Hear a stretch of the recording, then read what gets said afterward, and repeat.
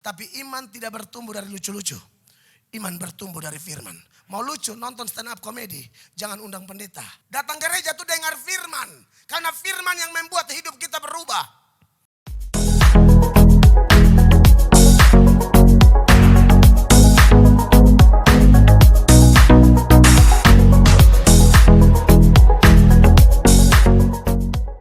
Shalom. Puji Tuhan, saya mengucap syukur. Saya ada di tengah-tengah jemaat sekalian untuk berbagi firman Allah. Dan ini adalah khotbah yang keempat dari saya di Gereja BES. Di Dafam 2 kali dan di sini 2 kali. Perkenalkan, saya Pendeta Mel Atok dari Kota Kupang, Nusa Tenggara Timur. Saya menggembalakan satu gereja di Kota Kupang, AOG, Assembly of God, Jemaat Amazing Grace, yang dikenal sebagai bengkelnya orang-orang berdosa. Kami merasakan bahwa Tuhan begitu hebat membela kami, pelayanan kami dari waktu ke waktu Tuhan memberkati, berkembang. Dan hari ini kami juga melakukan ibadah raya sebanyak 3 kali dan sejumlah ibadah lain sepanjang minggu. Seperti ibadah raya kaum muda, kaum pria dan juga kaum wanita. Dan juga tentu ibadah doa puasa. Dan kami mengucap syukur bahwa Tuhan turut menyertai kami dalam pelayanan-pelayanan kami. Dan saya percaya Gereja BES juga berkembang di seluruh Indonesia, di seluruh Jawa Timur, Surabaya, dan berdampak kemana-mana karena Tuhan yang sama, amin, yang menyertai kita sekalian. Pembacaan firman Allah hari ini terambil dari Injil Matius pasal 1 ayat 23. 4 kali ibadah, saya khotbah berbeda-beda semua.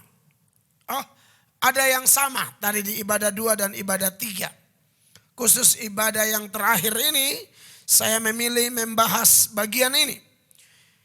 Matius 1 ayat 23, mari kita baca sama-sama firman Allah ini dalam hitungan yang ketiga.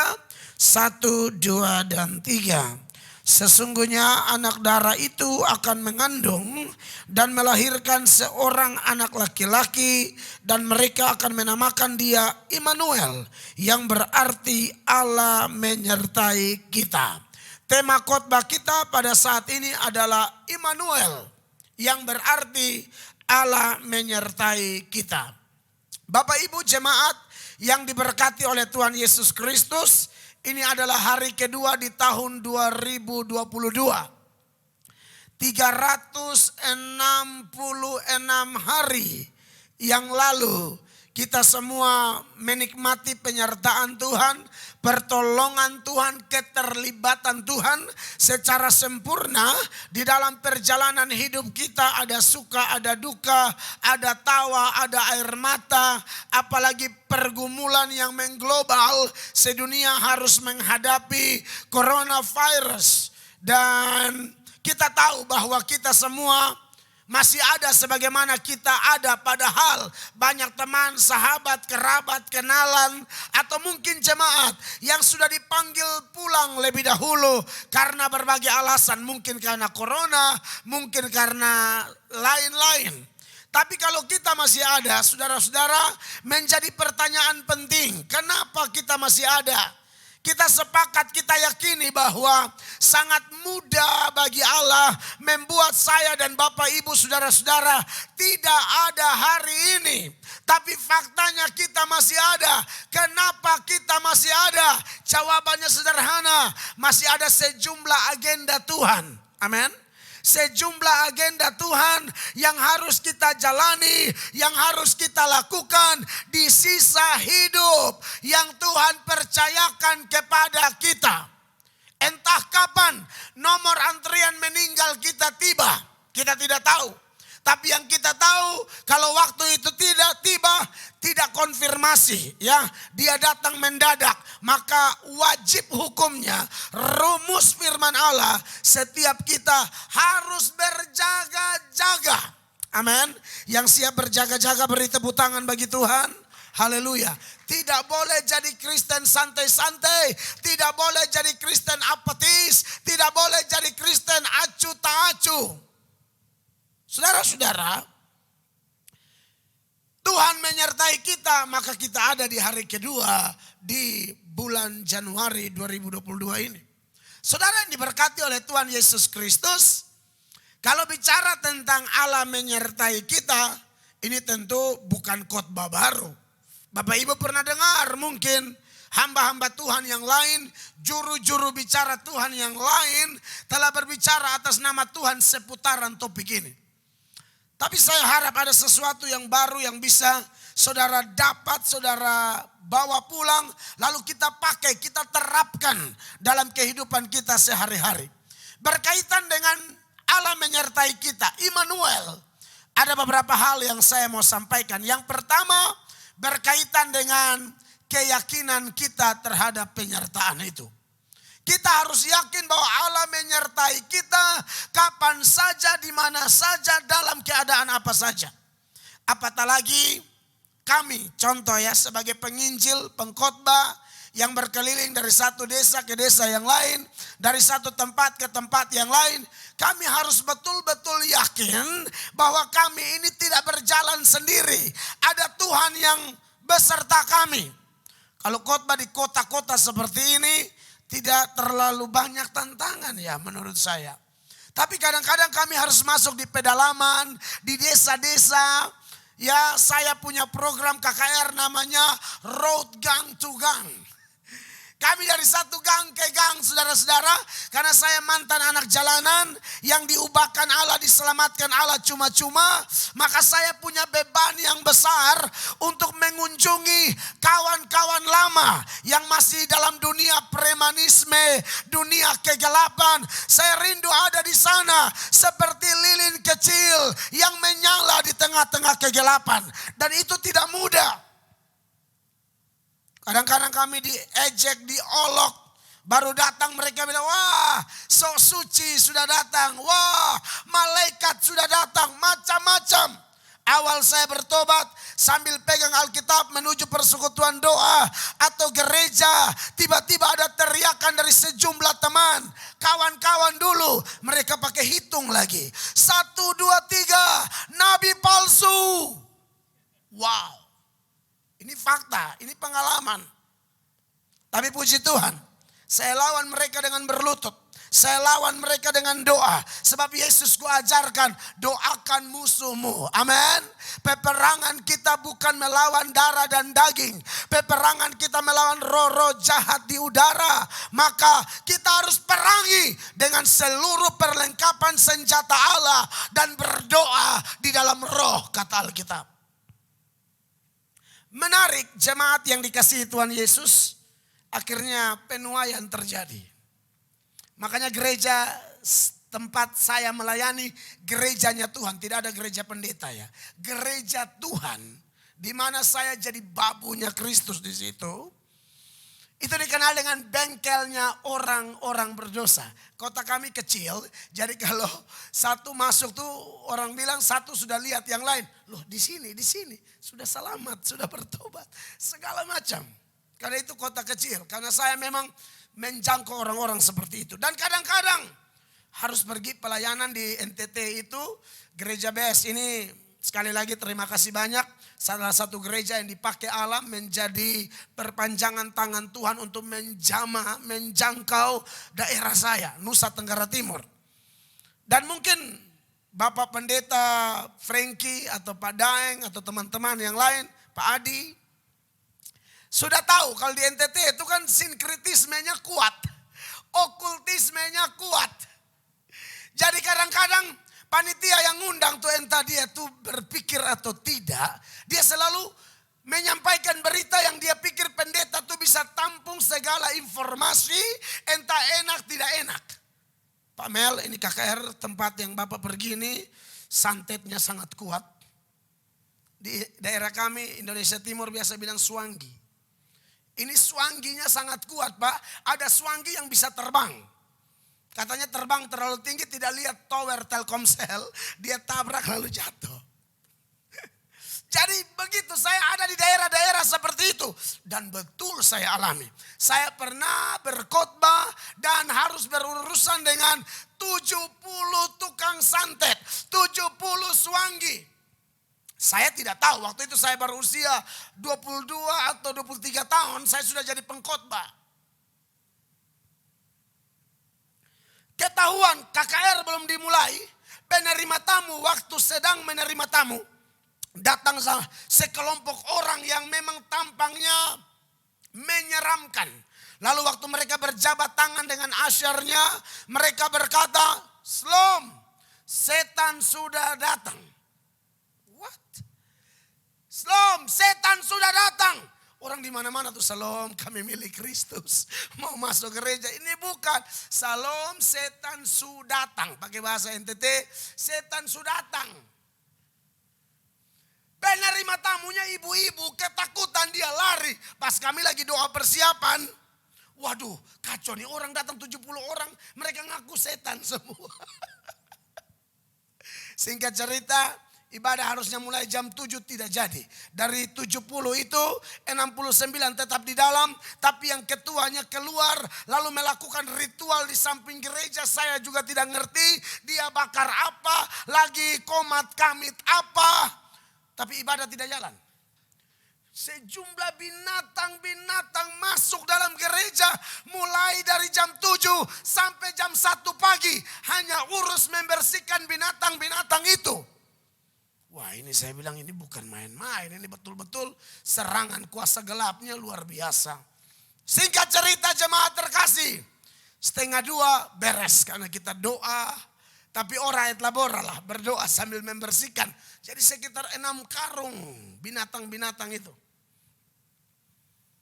Singkat cerita, akhirnya saya khotbah. Sementara saya khotbah, saya yakini sekali penyertaan Allah. Karena dia berkata, "Pergi jadikan semua bangsa muridku," dan seterusnya. Lalu dia janji, "Ketahuilah aku menyertai kamu senantiasa sampai kesudahan zaman." Saya hamba Yesus, saya juru bicara Allah. Saya yakin penyertaan itu berlaku juga untuk saya. Maka di tengah-tengah khotbah saya menantang para tukang santet itu. Saya bilang, "Kalau memang kalian hebat, santet saya kalau tembus, kalau masuk, kalau saya kalah, janji Yesus omong kosong." Penginjil harus berani demonstrasi. Jangan mati-mati angin, jangan ciut. Singkat cerita, tiba-tiba kayak ada ledakan di samping yang dia lari dia. Melihat yang pemimpinnya lari, yang 69 saya tantang bertobat, suruh maju, berlutut. Waktu doa itu saya agak sedikit emosi. Jadi waktu saya jamah tuh saya jambak sebenarnya. Saya pegang rambutnya, saya bilang, "Dalam nama Yesus, makanya jangan ganggu pelayanan." Haleluya. Agak sedikit emosi ya. Saya juga sudah minta ampun dengan Tuhan, tapi jujur saya jengkel waktu itu. Mau-maunya ganggu pelayanan, pakai kuasa gelap. Tapi dengar, setan ada kuasa, Tuhan Yesus maha kuasa. Beri tepuk tangan.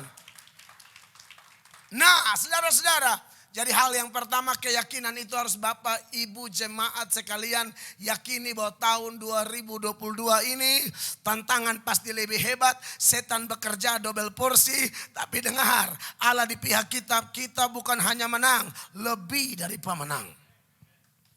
Yang berikut, saudara-saudara, kalau kita bicara bahwa Tuhan menyertai kita, yang pertama keyakinan kita. Tapi yang kedua yang tidak bisa dihindari ialah ketika seseorang meyakini Tuhan beserta aku. Itu tidak bisa dihindari Bapak Ibu.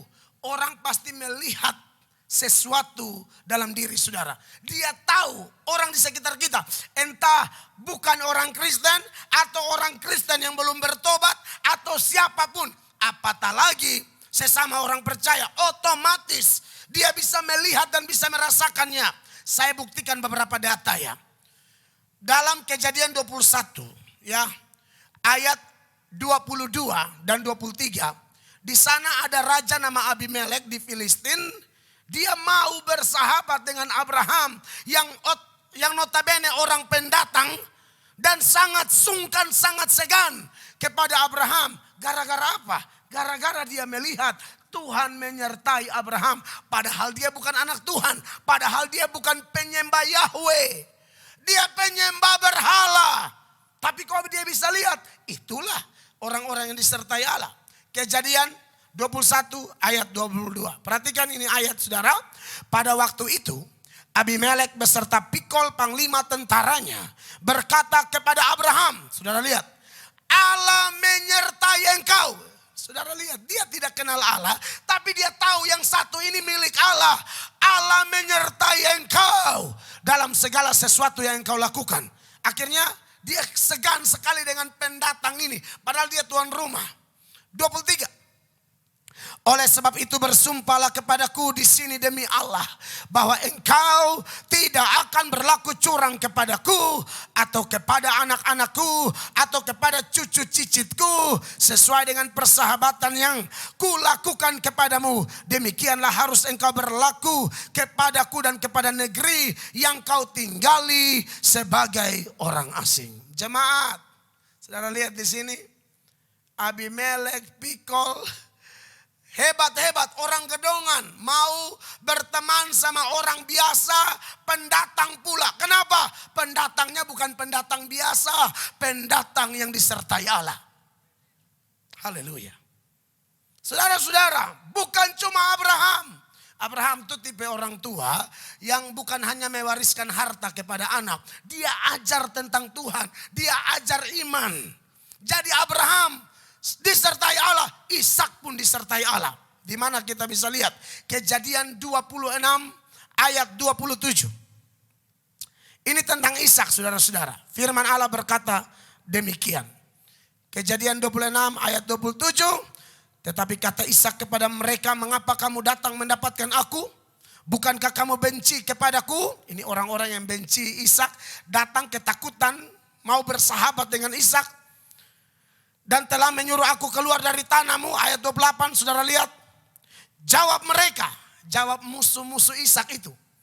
Kami telah melihat sendiri. Garis bawahi kalimat itu. Kami telah melihat sendiri bahwa Tuhan menyertai engkau. Sebab itu kami berkata, baiklah kita mengadakan sumpah setia antara kami dan engkau. Dan baiklah kami mengikat perjanjian dengan engkau. Saudara-saudara, kalau tahun 2022 ini saudara jalan dalam penyertaan Allah, siapapun yang mau coba-coba sirik sama saudara, mau jatuhin saudara, mau ganggu hidup saudara, dia akan berurusan sama Allah pencipta langit dan bumi. Musuh-musuh Ishak datang dengan gemetar. Kami lihat Tuhan menyertai engkau. Saudara-saudara, saya harap ya, Bapak Ibu dalam perjalanan hidup kita, di kota kita, di rumah kita, di kantor kita, di bisnis kita, apalagi pelayanan kita. Betul-betul kita mengalami penyertaan Tuhan. Amin. Bukan cuma Ishak, Yakub juga. Waktu ada di rumah Laban. Laban itu menurut saya kategori Kristen KTP ya. Dia sembah Allah, tapi pegang-pegang berhala juga. Berarti sinkritisme dia. Tapi Anda lihat. Dalam Kejadian 31 ayat 27 dia bilang begini kepada Yakub. Yakub disertai Tuhan otomatis. Kejadian 31 ayat 31 ayat 30 ayat 20. Ini Kejadian 31 30 ayat 27 bilang apa? 30 ayat 27. Kejadian 30 ayat 27. Oh iya 30. Saudara perhatikan ayat ini. Tetapi Laban berkata kepadanya, ngomong sama Yakub, sekiranya aku mendapat kasihmu, telah nyata kepadaku bahwa Tuhan memberkati aku karena engkau. Bukankah ini kerinduan istri-istri? Menatap suamimu dan berkata, puji Tuhan Papa. Pernikahan kita sudah 15 tahun atau 20 tahun atau 25 tahun. Dan sejak menikah dengan Papa, aku merasa hidupku diberkati. Apakah bapak-bapak istri pernah omong begitu atau? Sejak menikah dengan Papa, Mama mulai ada tumor di otak. Mama mulai potensi stroke ringan. Karena Papa bukan dipakai Allah, setan. Papa dipakai setan. Papa punya piaraan. Aduh Papa, kenapa itu ada SMS cinta-cinta? Ya, pakai mua lagi. Saudara, istri yang ada di ruangan ini rindu sekali suaminya. Suami-suami yang gara-gara Anda, istri Anda diberkati. Begitu pula suami-suami, ibu dengar ibu juga ya. Ibu jangan pikir suami lalu ibu lolos ya, tidak akan ya. Haleluya. Tentu suami juga rindu menatap engkau dan berkata, Mama, I love you so much. Honey bunny, tutti frutang, atau apapun. Mama, papa bangga banget nih nikah sama mama. Puji Tuhan. Mama bangun pagi sudah doa. Kadang-kadang papa lupa mama mendoakan papa. Luar biasa. Amin. Jangan sebaliknya, mama mulai nikah dengan mama nih, darah Yesus berkuasa. Ini rumah kayak sarang kuntilanak. Banyak ibu-ibu yang tidak jadi berkat. Tapi bukan ibu-ibu di gereja BS. Ini ibu-ibu di Nigeria. Ibu-ibu di sini kelihatannya waduh luar biasa ya. Mulia ya. Tapi prinsipnya begini. Siapapun Anda dan saya. Kalau kita disertai Allah, kita akan beri dampak besar. Amin, kekasih Allah. Nah, pertanyaannya sekarang. Kalau memang orang bisa melihat Tuhan menyertai kita, Tuhan lihat apa? Maksud saya, kalau orang yakin Tuhan menyertai kita, orang sekeliling kita tuh lihat apa dalam hidup kita? Yang pertama, orang lihat ada mujizat di hidup kita. Mari saya buktikan dengan satu ayat. Yohanes pasal 3 ayat 1 dan 2. Ini Nikodemus datang malam-malam kepada Tuhan Yesus. Lalu Nikodemus bilang begini sama Tuhan Yesus. Padahal dia pengajar Yahudi. Tapi dia tahu persis orang yang bisa bikin mujizat tidak lain tidak bukan karena Allah beserta dia. Ya, perhatikan Yohanes pasal 3 mulai ayat 1. Adalah seorang Farisi yang bernama Nikodemus. Seorang pemimpin agama Yahudi. Ayat 2.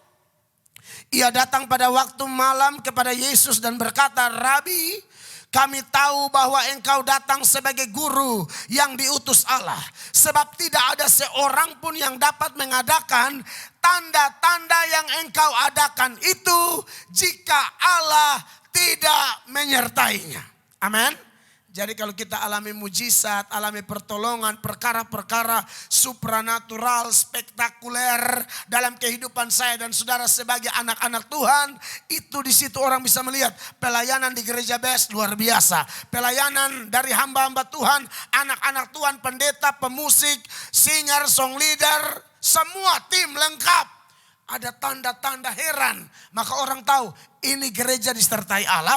Ini orang percaya disertai Allah. Ini hamba Tuhan disertai Allah. Tapi ada tapinya. Saya mau kasih ingat ya. Kita percaya mujizat. Tapi tolong jangan maniak mujizat. Ulang, beda nih. Kita percaya tapi jangan maniak. Maniak itu nanti bahaya. Saudara bisa menjadi sasaran dari setan. Kenapa? Karena Alkitab berkata akan muncul Mesias-Mesias palsu yang juga bisa bikin mujizat. Bahkan ada mujizat yang kategori mujizat palsu. Dari mana kita tahu? 2 Tesalonika 2 ayat 9. Dengan jelas secara eksplisit Paulus tulis bilang begini. 2 Tesalonika 2 ayat 9 sama-sama jemaat. 1, 2, 3. Kedatangan si pendurhaka itu adalah apa? Pekerjaan iblis. Dan akan apa? Disertai rupa-rupa perbuatan ajaib, tanda-tanda dan mujizat-mujizat palsu. Yang bisa kena tipu dari mujizat palsu ini hanya orang-orang yang tidak mengasihi Allah. Ayat 10-nya bilang begini, dari 2 Tesalonika 2 tadi.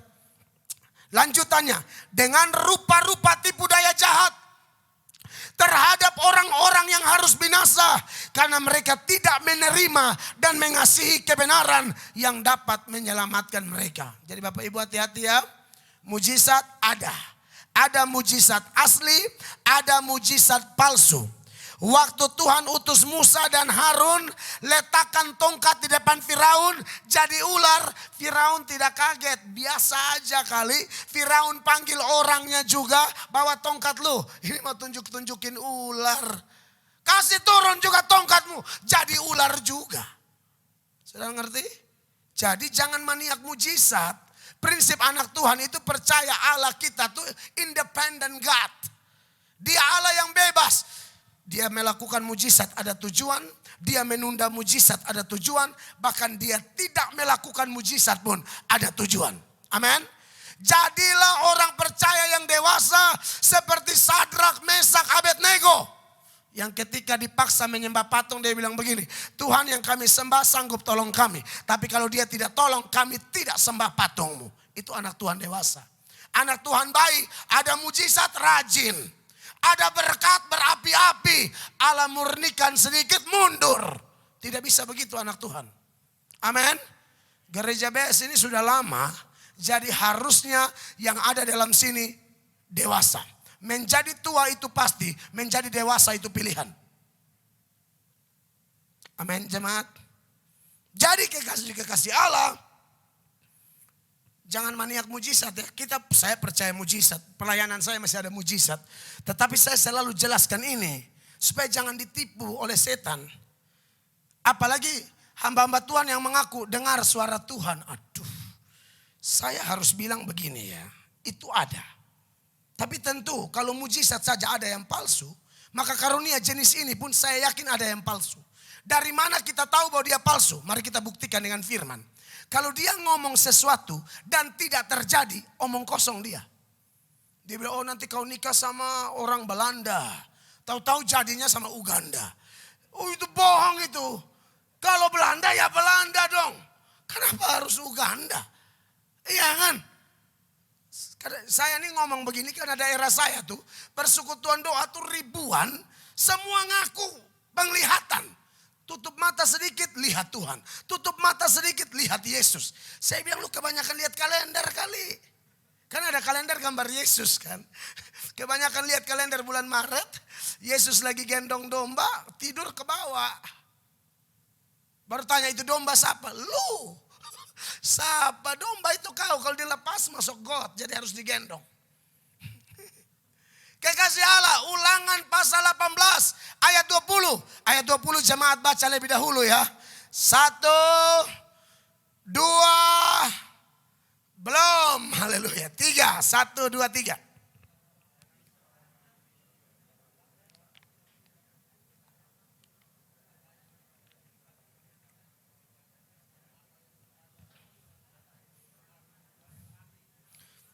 Nah kita bertanya kayak ayat 21 nih, saya baca ya.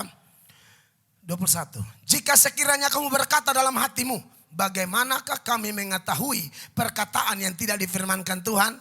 Tuhan kasih tahu nih. Ayat 22, sama-sama. 2, 3.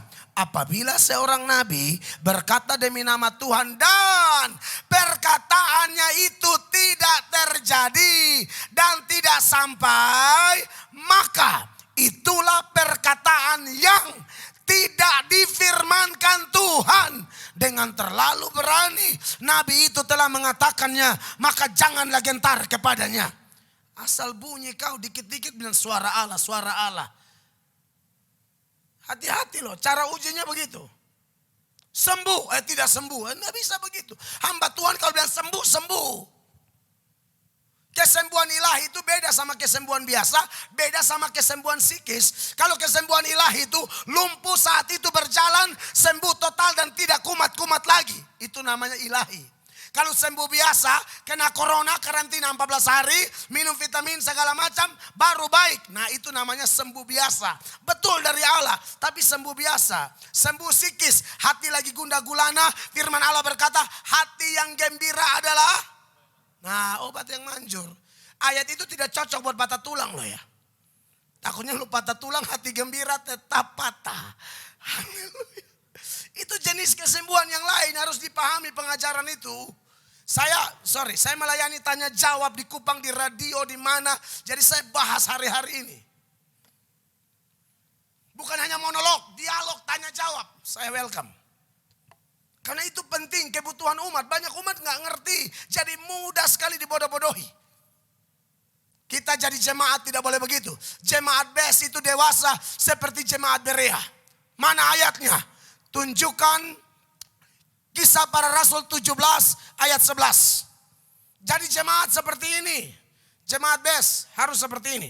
Sama-sama 1, 2, 3. Orang-orang Yahudi di kota itu lebih baik hatinya daripada orang-orang Yahudi di Tesalonika. Karena mereka menerima firman itu dengan segala kerelaan hati. Dan setiap hari mereka menyelidiki kitab suci untuk mengetahui apakah semuanya itu benar demikian. Dengar khotbah senang, tapi dia catat. Dia periksa kembali. Ini yang ngomong ini sesuai firman atau tidak. Anda tahu yang khotbah siapa? Paulus. Khotbah Paulus saja diselidiki, apalagi khotbah Melatok harus diperiksa. Amin. Jemaat harus dewasa. 2022 ini penyesatan lebih banyak. Jadi hati-hati. Amin, jemaat terkasih. Jadi ingat ya, mujizat ada yang dari Tuhan. Betul, Tuhan menyertai kita terjadi. Tapi ada juga dari setan. Dan yang berikut. Ini saya mau kasih tahu seputaran mujizat. Kalau ada hamba Tuhan yang dalam pelayanannya tidak ada mujizat. Pertanyaannya, apakah dia tidak disertai oleh Allah? Tunggu dulu. Ini karunia. Ada orang memang yang tidak dipercayakan. Dia hanya melalui khotbahnya saja. Siapa contohnya? Yohanes Pembaptis. Selama pelayanan Yohanes Pembaptis tidak pernah ada mujizat. Mana buktinya? Yohanes pasal 10 ayat 41. Tunjukkan. Sekali lagi, khotbah itu beritakan firman. Maka saya khotbah pasti banyak firman. Saya bisa aja cerita tanpa firman, bikin lucu-lucu. Saudara ketawa-ketawa pulang, bisa banget. Tapi iman tidak bertumbuh dari lucu-lucu. Iman bertumbuh dari firman. Mau lucu, nonton stand up comedy. Jangan undang pendeta. Amin. Datang gereja tuh dengar firman. Karena firman yang membuat hidup kita berubah. Yohanes pasal 10 ayat 41. Perhatikan Bapak Ibu. Dan banyak orang datang kepadanya dan berkata, Yohanes, maksudnya Yohanes Pembaptis, memang tidak membuat satu tanda pun. Tidak pernah ada mujizat. Tetapi semua yang pernah dikatakan Yohanes tentang orang ini adalah benar. Maksudnya khotbah Yohanes tentang Yesus itu luar biasa. Akibatnya apa? Ayat 42. Dan banyak orang di situ percaya kepadanya. Gara-gara apa? Khotbah Yohanes. Maka di gereja BES, kalau Tuhan izinkan mujizat, terima kasih Tuhan. Tapi kalau hanya melalui apa? Pak Frankie bilang back to Jesus teaching ya. Pengajaran Yesus nomor 1. Mujizat amin ada, itu mah bonus-bonus. Amin. Jadi saudara jangan maniak mujizat. Yang kedua, karena ngomong mujizat jadi tak terhindarkan, saya jelaskan itu semua. Yang kedua, dari mana orang lihat Tuhan menyertai kita? Dalam hidup kita ada keberhasilan. Amin saudara. Harus berhasil. Makanya saya suka pesan-pesan singkat dari Pak Frankie. Saya ikut di Dafam tadi. Wah ini orang tua satu ini luar biasa. Saya tidak kenal loh ya. Saya hanya dengar nama. Tapi saya rasa ini pemimpin luar biasa. Jemaat kita anak-anak Tuhan. Masa kita tidak berhasil? Tuhan sertai pasti berhasil. Saya buktikan lagi. Kejadian 39 ayat 1 dan seterusnya. Ini tentang Yusuf di rumah Potifar. Potifar itu tidak kenal Allah.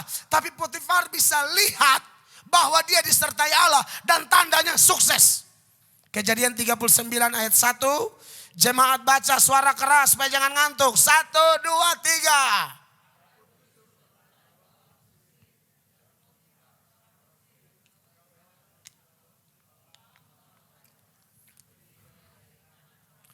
Ayat 2 saya. Ayat 2 saya ya. Tetapi Tuhan, garis bawahi sesuai topik kita.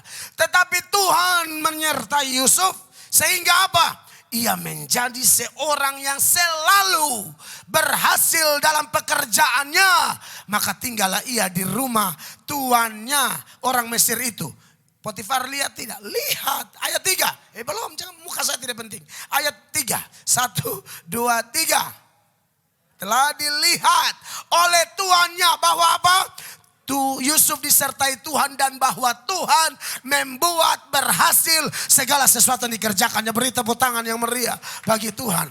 Anak Tuhan itu orang lihat Tuhan sertai kita. Pertama bisa ada mujizat atau kalaupun tidak ada mujizat, khotbah kita benar, hidup kita benar. Di situ orang tahu Tuhan menyertai kita. Tapi juga tak bisa dihindari kebenaran tadi. Anak Tuhan tuh diberkati. Anak Tuhan tuh sukses, berhasil. menurut versi Tuhan.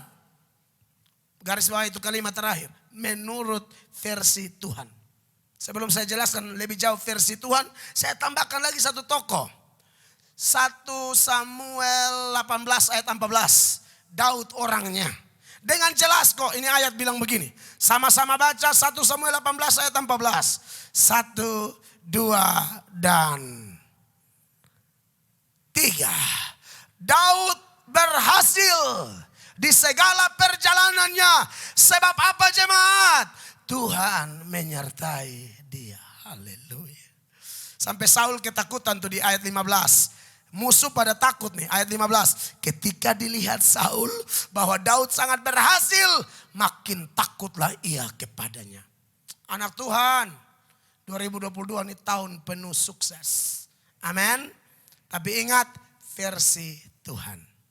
Mau sukses seperti Daud, mau sukses seperti Yusuf, ingat proses yang mereka lewati. Yusuf itu pisah dari rumah orang tuanya 17 tahun. Itu usia di mana butuh teman curhat, butuh sharing, tidak ada. Dijual jadi budak. Sudah begitu lagi, kerja memang berhasil, tapi godaannya, istri, bosnya atau nyonyanya, ternyata darah Yesus berkuat. Ini nyonya-nyonya iblis. Yusuf lagi diam-diam digoda-godain. Ucup. Yusuf kan, ucup. Godain tante dong. Ucup bilang, wah ini barang-barang museum ini. Karena sudah oma-oma kan. Oma-oma gak tahu diri. Yusuf tolak. Akhirnya difitnah bahwa Yusuf mau perkosa dia. Di penjara. Anda lihat, 17 tahun sampai 30 tahun bahwa dia rasa tahta. Diproses Allah 13 tahun. Dipercaya Daud diproses dalam waktu yang kurang lebih sama. Jadi kalau Anda mau lihat berhasil, izinkan Allah murnikan Anda. Amin. Dengar, kita suka yang instan, cepat jadi cepat saja. Tuhan tidak suka itu. Tuhan suka satu kata, proses. Tuhan proses kita melalui 3 hal. Yang pertama, firman Allah. Yang kedua, Roh Kudus. Yang ketiga, keadaan sekitar. Saudara, kalau ada keadaan sekitar kita yang terjadi, jangan cepat marah-marah. Saya tutup. Sudah berapa menit nih tim? Tidak, oh ini ibadah terakhir. Pantas saudara tidak muncul di permukaan ya. 3 kali saya khotbah selalu ada seperti tinju ya. 4, 5. Oke. Saudara, Tuhan menyertai kita, dia turut bekerja. Amin. Percaya, pasti kita diberkati. Ada kebaikan di balik masalah-masalah kita. Seorang raja, dia suka berburu. Dan ada satu orang kepercayaannya dia. Namanya, katakanlah Tono. Buat yang nama Tono, bukan Anda ya. Dia pokoknya kemana-mana berburu harus bawa Tono. Tono nih gesit, dapat dipercaya, sangat tahu mau-maunya si raja. Maka mereka pergi berburu di hutan. Tidak dapat hasil. Belum dapat hasil buruan, belum ada. Rusa atau apa, belum ada. Maka mereka berteduh di bawah pohon yang rindang. Tono nih luar biasa. Tono ambil senjata raja, langsung dibersihkan. Dia pintar ambil hati. Keren ini orang. Dia bersihkan. Raja lagi istirahat. Dia bersihkan. Tiba-tiba dia balik senjatanya. Dia tidak tahu dalam senjata ini masih ada peluru. Inilah Tono. Saking semangatnya membersihkan, dia tekan pelatuknya. Minta maaf. Pas mulut senjata tertuju di jempol kaki kanan tuannya. Jari putus. Jempol kaki kanan putus. Raja berteriak, satu hutan geger. Rusa-rusa pun lari. Singkat cerita, Tuhan akhirnya jadi marah banget sama Tono. Akhirnya Tono di penjara. 6 bulan kemudian, ternyata sudah pulih. Raja maniak, jadi dia kembali berburu. Ada yang bilang, apakah Tono tidak ada saya bisa gantikan Tono. Oh tidak, saya hanya mau Tono. Tapi karena dia ada masalah dengan saya, maka saya pergi sendiri. Maka pergilah raja sendiri-sendiri, jemaat terkasih.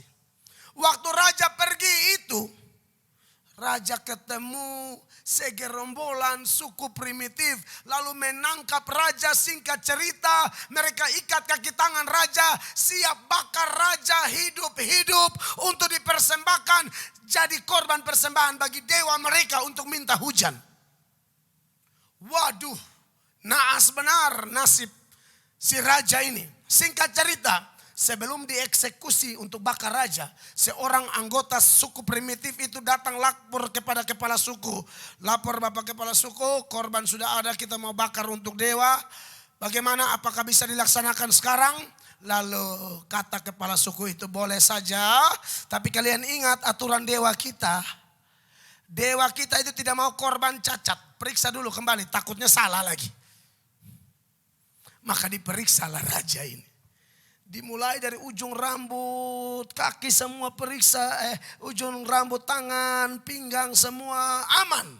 Sampai di kaki kanan, mereka buka-buka, jempol tidak ada. Mereka mencilaka.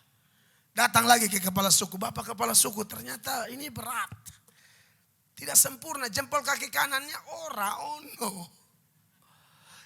Ya wes. Kalau begitu tidak jadi, jangan persembahkan dia. Lepaskan dia. Saudara, maka bebaslah raja. Waktu raja bebas itu, di otak raja cuma satu nama. The one and only. Tono. Karena yang menyebabkan jempol hilang Tono. Raja tidak pulang ke istana, pulang ke rumah tahanan. Waktu sampai di rumah tahanan itu, dia bilang panggil Tono keluar. Wih, semua bingung, kenapa ini pasti mau dibunuh ini. Tononya keluar, dia peluk Tono, dia cipiki minta terima kasih.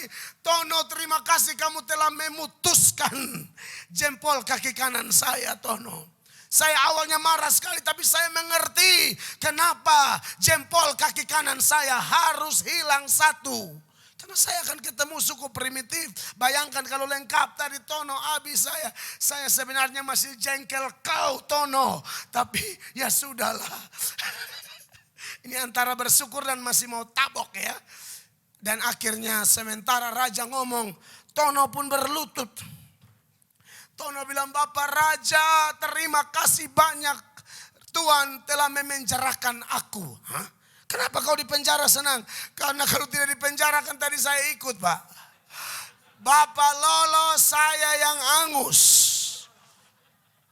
Saudaraku, cerita ini pesannya sederhana. Bagi raja ada maksud Tuhan.